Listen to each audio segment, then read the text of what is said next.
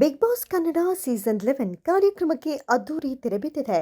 Big Boss Kannada season 11ರ grand finale ಮುಕ್ತಾಯವಾಗಿದ್ದು, ವಿಜೇತರಾಗಿ ಹೊರಹೊಮ್ಮಿದ್ದಾರೆ ಕುರಿಗಾಹಿ ಹನುಮಂತ ಲಮಾಣಿ. ರೆಕ್ಕೆಗಳನ್ನ ಒಳಗೊಂಡ Bigg Boss season 11 winner trophy ಹಳ್ಳಿ ಹಕ್ಕಿ ಹನುಮಂತ ಲಮಾಣಿ ಪಾಲಾಗಿದೆ. ಬಿಗ್ ಬಾಸ್ ಕನ್ನಡ ಸೀಸನ್ 11 ಕಾರ್ಯಕ್ರಮದ ವಿನ್ನರ್ ಆದ ಹನುಮಂತ ಲಮಾಣಿಗೆ ಒಟ್ಟು 5,83,89,318 ಓಟ್ಸ್ ಬಿದ್ದಿವೆ. ಬಿಗ್ ಬಾಸ್ ಕನ್ನಡದ ಇತಿಹಾಸದ ಎಷ್ಟೋ ಸೀಸನ್ಗಳಲ್ಲಿ ವಿನ್ನರ್ಗೆ ಇಷ್ಟೊಂದು ಓಟ್ಸ್ ಬಿದ್ದಿರೋದು ಇದೇ ಮೊದಲು. ಹಾಗೆ ನೋಡಿದ್ರೆ ಬಿಗ್ ಬಾಸ್ ಮನೆಗೆ ವೈಲ್ಡ್ ಕಾರ್ಡ್ ಸ್ಪರ್ಧಿಯಾಗಿ ಬಂದವರು ಹನುಮಂತ ಲಮಾಣಿ. ಬಿಗ್ ಬಾಸ್ ಕನ್ನಡದ ಇತಿಹಾಸದಲ್ಲಿಯೇ ಓರ್ವ ವೈಲ್ಡ್ ಕಾರ್ಡ್ ಸ್ಪರ್ಧಿ ವಿನ್ನರ್ ಆಗಿರೋದು ಇದೇ ಮೊದಲು. ಆ ಮೂಲಕ ಹೊಸ ಇತಿಹಾಸವನ್ನೇ ಸೃಷ್ಟಿಸಿದ್ದಾರೆ ಹನುಮಂತ. ವೈಲ್ಡ್ ಕಾರ್ಡ್ ಸ್ಪರ್ಧಿಯಾಗಿ ಬಂದರೂ ವಿನ್ನರ್ ಆಗಬಹುದು ಅಂತ ಹನುಮಂತ ಲಮಾಣಿ ತೋರಿಸ್ಕೊಟ್ಟಿದ್ದಾರೆ.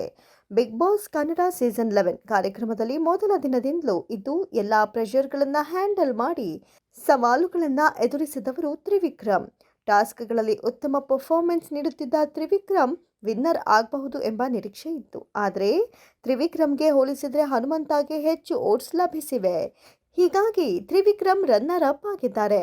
ಅಂದಹಾಗೆ ರನ್ನರ್ ಅಪ್ ತ್ರಿವಿಕ್ರಮ್ಗೆ 2 ಕೋಟಿಗೂ ಅಧಿಕ ಓಟ್ಸ್ ಬಿದ್ದಿವೆ.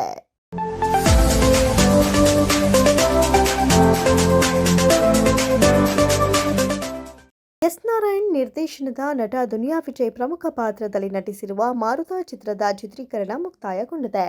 ಏಷ್ಯಾ ಪ್ರೊಡಕ್ಷನ್ಸ್ ಬ್ಯಾನರ್ನಡಿಯಲ್ಲಿ ಕೆ. ಮಂಜು ಮತ್ತು ರಮೇಶ್ ಯಾದವ್ ನಿರ್ಮಿಸಿರುವ ಈ ಚಿತ್ರದ ಚಿತ್ರೀಕರಣ ಬೆಂಗಳೂರು, ಮೈಸೂರು, ಚಿಕ್ಕಮಗಳೂರು, ಧಾರವಾಡ, ಕೂಡಲಸಂಗಮ, ಸವದತ್ತಿ, ಬೆಳಗಾವಿ ಮತ್ತು ಗೋವಾ ಸೇರಿದಂತೆ ವಿವಿಧ ಸ್ಥಳಗಳಲ್ಲಿ ನಡೆಸಲಾಗಿದ್ದು, ಚಿತ್ರೀಕರಣ ಇದೀಗ ಪೂರ್ಣಗೊಂಡಿದೆ. ಎಸ್ ನಾರಾಯಣ್ ಹಾಗೂ ದುನಿಯಾ ವಿಜಯ್ ಕಾಂಬಿನೇಷನ್ನಲ್ಲಿ ಬರ್ತಾ ಇರುವ 3ನೇ ಚಿತ್ರ ಇದಾಗಿದ್ದು, ಈ ಹಿಂದೆ ಇವರಿಬ್ಬರು ಒಟ್ಟಾಗಿ ಚಂಡ, ದಕ್ಷ ಚಿತ್ರಗಳನ್ನು ನೀಡಿದ್ರು. ಶ್ರೇಯಸ್ ಕೆ. ಮಂಜು ಕೂಡ ಪ್ರಮುಖ ಪಾತ್ರದಲ್ಲಿರುವ ಚಿತ್ರಕ್ಕೆ ಕೆ. ಮಂಜು ಹಾಗೂ ರಮೇಶ್ ಯಾದವ್ ಬಂಡವಾಳ ಹೂಡಿದ್ದಾರೆ. ಚಿತ್ರದ ನಾಯಕಿ ಬೃಂದಾ ನಟಿಸಿದ್ದಾರೆ. ಮಾರುತ ಕಂಟೆಂಟ್ ಆಧಾರಿತ ಚಿತ್ರವಾಗಿದ್ದು, ಸಾಮಾನ್ಯರ ಕಥೆಯನ್ನ ಹೊಂದಿದೆ. ಪ್ರತಿ ಮನೆಯಲ್ಲಿ ನಡೆಯುವ ಘಟನೆಗಳೇ ಚಿತ್ರವಾಗಿದೆ.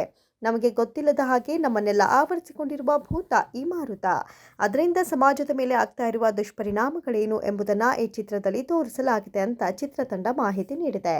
ನಿಶ್ವಿಕಾ ನಾಯ್ಡು, ರಂಗಾಯಣ ರಘು, ತಾರಾ ಅನುರಾಧ, ಶರತ್ ಲೋಹಿತಾಶ್ವ, ಪ್ರಮೋದ್ ಶೆಟ್ಟಿ, ಮಂಜು ಪಾವಗಡ, ಚಿತ್ರಾ ಶೆಣೈ ಮೊದಲಾದವರು ಚಿತ್ರದಲ್ಲಿದ್ದು, ವಿಶೇಷ ಪಾತ್ರದಲ್ಲಿ ರವಿಚಂದ್ರನ್ ಕಾಣಿಸಿಕೊಂಡಿದ್ದಾರೆ. ಚಿತ್ರಕ್ಕೆ PKH ದಾಸ್ ಛಾಯಾಚಿತ್ರಗ್ರಹಣ, ಶಿವಪ್ರಸಾದ್ ಯಾದವ್ ಸಂಕಲನವಿದೆ.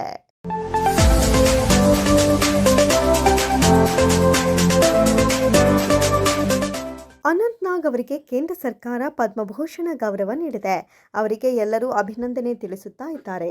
ಕಿಚ್ಚ ಸುದೀಪ್ ಅವರು ಕೂಡ ಬಿಗ್ ಬಾಸ್ ವೇದಿಕೆ ಮೇಲೆ ಅನಂತ್ ನಾಗ್ ಅವರನ್ನ ನೆನಪಿಸಿಕೊಂಡ್ರು. ಅವರಿಗೆ ಅವಾರ್ಡ್ ಸಿಕ್ಕಿದ್ದಕ್ಕೆ ತುಂಬಾನೇ ಖುಷಿ ಇದೆ ಅಂತ ಸುದೀಪ್ ಅವರು ಹೇಳಿದ್ದಾರೆ. ಲೇಟ್ ಆಗಿ ಬಂದರೂ ಲೇಟೆಸ್ಟ್ ಆಗಿದೆ ಅಂತ ಅವರು ಅಭಿಪ್ರಾಯ ಪಟ್ಟಿದ್ದಾರೆ. ಕಿಚ್ಚ ಸುದೀಪ್ ಅವರಿಗೆ ಅನಂತ್ ನಾಗ್ ಎಂದರೆ ವಿಶೇಷ ಗೌರವ ಹಾಗೂ ಪ್ರೀತಿ ಇದೆ. ಸುದೀಪ್ ಅವರು ಅನಂತ್ ನಾಗ್ ಅವರನ್ನ ಸ್ಫೂರ್ತಿಯಾಗಿ ಇಟ್ಕೊಂಡಿದ್ದಾರೆ. ಅನಂತ್ ನಾಗ್ ಅವರಿಗೆ ಪದ್ಮಭೂಷಣ ಸಿಗಬೇಕು ಎಂಬುದು ಈ ಮೊದಲಿನಿಂದಲೂ ಬರ್ತಿದ್ದ ಕೋರಿಕೆಗಳಲ್ಲಿ ಒಂದಾಗಿತ್ತು. ಇದಕ್ಕೆ ಈ ಮೊದಲು ಸುದೀಪ್ ಕೂಡ ಧ್ವನಿ ಕೂಡಿಸಿದ್ರು. ಕೊನೆಗೂ ಕೋರಿಕೆ ಈಡೇರಿದೆ ಅಂತ ಸುದೀಪ್ ಹೇಳಿದ್ದಾರೆ. ಅನಂತ್ ನಾಗ್ ಅವರಿಗೆ ಪದ್ಮಭೂಷಣ ಬಂದಿದೆ. ಇದು ಹಲವು ವರ್ಷಗಳ ಕೋರಿಕೆಯಾಗಿತ್ತು. ಈ ಕೋರಿಕೆ ಈಡೇರಿದೆ.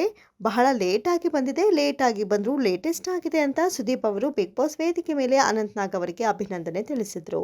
ಅನಂತ್ ನಾಗ್ ಅವರಿಗೆ ಪದ್ಮಭೂಷಣ ಸಿಕ್ಕಿದ್ದು ನನಗೆ ಸಿಕ್ಕಷ್ಟು ಖುಷಿ ಇದೆ.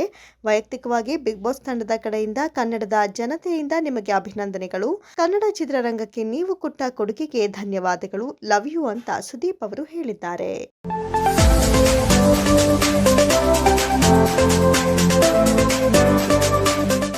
ನಿನ್ನೆಯಷ್ಟೇ ಬಿಗ್ ಬಾಸ್ ಕನ್ನಡ ಸೀಸನ್ 11 ಮುಕ್ತಾಯವಾಗಿದ್ದು, Hanumantha Lamani Bigg Boss trophy ಎತ್ತಿ ಹಿಡಿದಿದ್ದಾರೆ.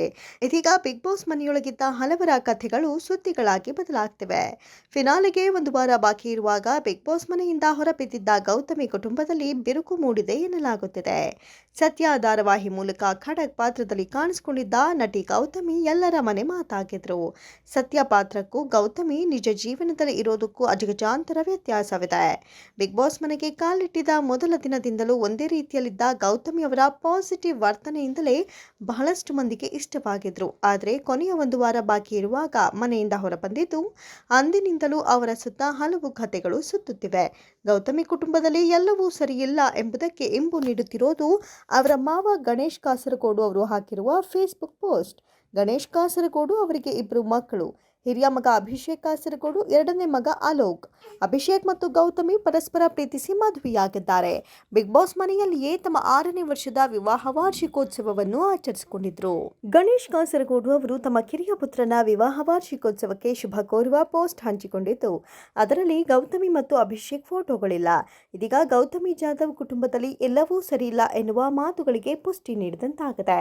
ಇದಕ್ಕೂ ಮುನ್ನ ಗಣೇಶ್ ಕಾಸರಗೋಡು ಅವರು ತಮ್ಮ ಪತ್ನಿ, ಕಿರಿಯ ಮಗ ಮತ್ತು ಸೊಸೆಯ ಜೊತೆಗಿರುವ ಫೋಟೋವನ್ನು ಹಂಚಿಕೊಂಡಿದ್ದು, ಯಾವ ಸುಂಟರ ಗಾಳಿಯೂ ಇಲ್ಲ, ಬಿರುಗಾಳಿಯೂ ಇಲ್ಲ, ಇದು ನಮ್ಮ ಹ್ಯಾಪಿ ಕುಟುಂಬ ಎಂದು ಬರೆದಿದ್ದಾರೆ.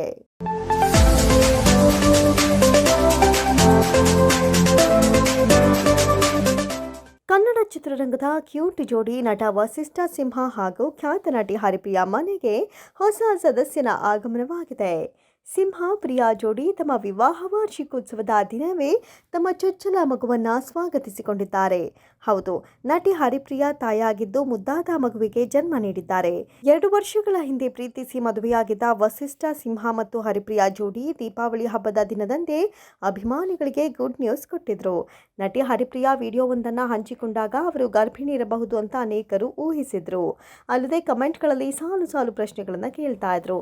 ಕೊನೆಗೂ ಈ ಬಗ್ಗೆ ಅಧಿಕೃತವಾಗಿ ತಿಳಿಸಿದ್ದ ವಸಿಷ್ಠ ಸಿಂಹ ಮತ್ತು ಹರಿಪ್ರಿಯಾ ಜೋಡಿ ವಿಶೇಷವಾದ ಫೋಟೋ ಹಂಚಿಕೊಂಡು ತಂದೆ ತಾಯಿ ಆಗ್ತಾ ಇರುವ ಸಿಹಿ ಸುದ್ದಿಯನ್ನ ಕಳೆದ ವರ್ಷ ದೀಪಾವಳಿಯಂದು ಬಹಿರಂಗಪಡಿಸಿದ್ರು.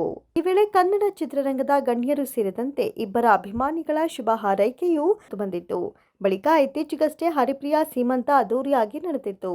ಕನ್ನಡ ಚಿತ್ರರಂಗದ ಅನೇಕ ನಟ ನಟಿಯರು ಭಾಗಿಯಾಗಿ ವಸಿಷ್ಠ ಸಿಂಹ ಮತ್ತು ಹರಿಪ್ರಿಯಾ ಜೋಡಿಗೆ ಹಾರೈಸಿದ್ರು. ಅದಾದ ಬಳಿಕ ವಿಶೇಷ ಲುಕ್ನಲ್ಲಿ ಫೋಟೋ ಶೂಟ್ ಕೂಡ ಈ ಜೋಡಿ ಮಾಡಿಸಿದ್ರು. ಈ ವೇಳೆ ಯಾವ ಮಗು ಇರಬಹುದು ಎನ್ನುವ ಚರ್ಚೆ ಕಾಮೆಂಟ್ನಲ್ಲಿ ನಡೆದಿತ್ತು. ಈಗ ಆ ಕುತೂಹಲಕ್ಕೆ ತೆರೆ ಬಿದ್ದಿದೆ.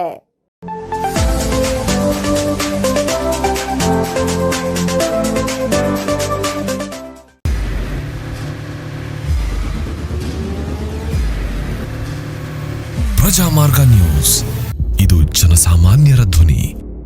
ನಮಸ್ಕಾರ. ನೀವು ನೋಡ್ತಾ ಇದ್ದೀರಾ ಪ್ರಜಾಮಾರ್ಗ ನ್ಯೂಸ್. ರಾಷ್ಟ್ರದ, ರಾಜ್ಯದ, ರಾಜಕೀಯದ ಬಗ್ಗೆ ಹೆಚ್ಚಿನ ಸಿನಿಮಾ ಅಪ್ಡೇಟ್ಗಳಿಗಾಗಿ ಫಸ್ಟ್ ಲೈಕ್ ಮಾಡಿ, ಸಬ್ಸ್ಕ್ರೈಬ್ ಆಗಿ, ಹಾಗೆ ಫಾಲೋ ಕೂಡ ಮಾಡಬೇಕು.